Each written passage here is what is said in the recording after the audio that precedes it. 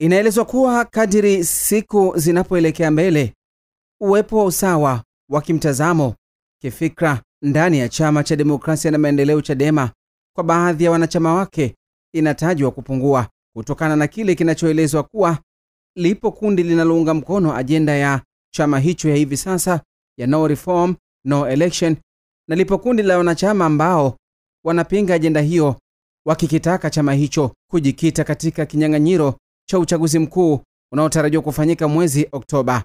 Kufuatia hatua hiyo, kumeendelea kutoa manunguniko kwa baadhi ya wanachama hao, huku wengine wakidai ni kwa nini chama hicho hakitaki kutumia busara ya kuingia katika uchaguzi ambao utazalisha madiwani, wabunge na hata rais. Haiwezekani watu wanaosema ndio wakutana na watu wanaosema hapana. Haiwezekani wenye mawazo ya tusonge mbele wakutana na wenye mawazo yasiyo na kusonga mbele. Kile kwa pamoja tunachokiomba, tunachokitaka serikali iipe Chadema, iwape wa Tanzania uhuru wa kuassociate. Humu ndani ya Chadema haupo. Ukiassociate na Lissu uko okay. Ukiassociate na Mbowe wewe ni muasi. Kile tunachokitaka tuku-exercise kwa Watanzania, Tanzania serikali itupe kwa lazima. Katika maamuzi tuliotoka nayo, sidhani wala sijui kama kuna maamuzi ambayo tulisema tutasimama nayo kama no reform, no election. Lakini baraza lile liliweza kutuelekeza kwamba watu wakajiandae na uchaguzi.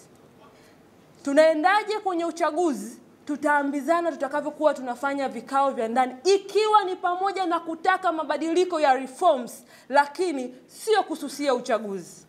Ndugu waandishi wa habari, pamoja na mambo mengine yaliyokuwa yakiendelea, nikiwa kama kijana ambaye nilikuwa na ndoto ndani ya chama cha siasa, tuliweza kukaa na kutoa ushauri ndani ya chama chetu baada ya kuwepo kwa no reform, no election, na kuweza kuona tunawezaje kukamilisha mambo haya na kama chama cha demokrasia na kuingia kwenye uchaguzi.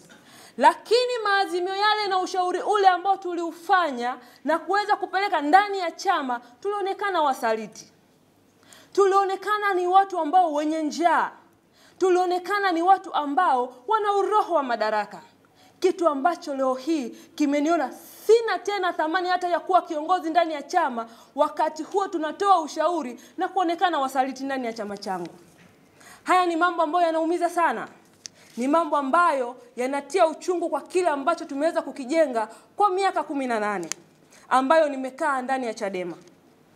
Ndugu waandishi wa habari, mnamo tarehe 24 mwezi wa 4 niliweza kupokea barua kutoka ndani ya tawi langu likinitaka nikajieleze kwa nini mimi ni mmoja wapo wa G55.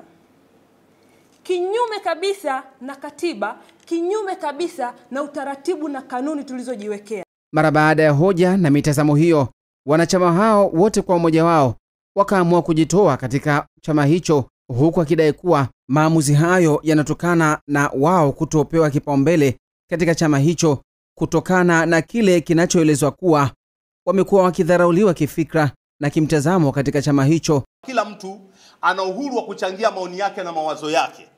Badala yake unakutana na kauli za matusi ambazo za watu waliojikita kuandaliwa kwa ajili ya kuwatukana watu ambao wanataka kukijenga chama hichi pendwa. Sasa, kwa sababu hizo ambazo zinaendelea sasa, na ninajua hata tutakapotoka hapa lazima mambo mengine wala hatuwezi kuogopa.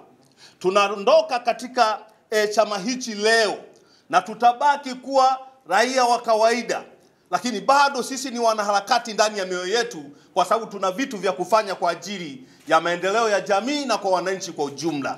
Leo hii tarehe 10 ya mwezi wa 5 mwaka 2025 nimesimama mbele yenu kutoa tamko rasmi kuhusu uamuzi wangu wa kujiondoa katika Chama cha Demokrasia na Maendeleo Chadema. Uamuzi huu ni binafsi, wa hiari, na umetokana na tafakari ya kina kuhusu uelekeo wangu wa kisiasa, maono yangu ya uongozi na namna ninavyotaka kuelekea kuwahudumia wananchi wetu.